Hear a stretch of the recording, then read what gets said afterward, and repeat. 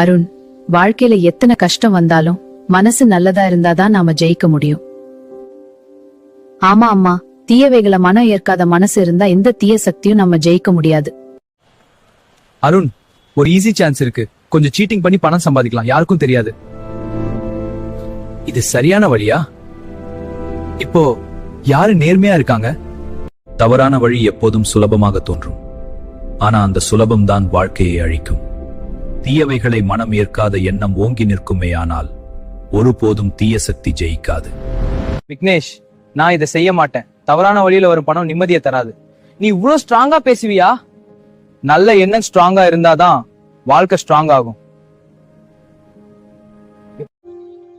நீ சரிதான் அருண், நான் தவறா நினைச்சேன். நல்ல எண்ணங்களை உயர்த்தி பிடித்தால் எந்த தீய சக்தியும் நம்ம ஜெயிக்க முடியாது. தீய எண்ணங்களை மனம் ஏற்காமல் நல்ல எண்ணங்களை உயர்த்தி பிடித்தால் எந்த தீய சக்தியும் நம்ம ஜெயிக்க முடியாது. நல்லம பெரிய வெற்றி. தீயவைகளை மன ஏற்காத மனசுதான் உண்மையான சக்தி. இந்த வீடியோ உங்களுக்கு பிடித்திருந்தால் லைக் பண்ணுங்க, சப்ஸ்கிரைப் பண்ணுங்க நண்பர்களே.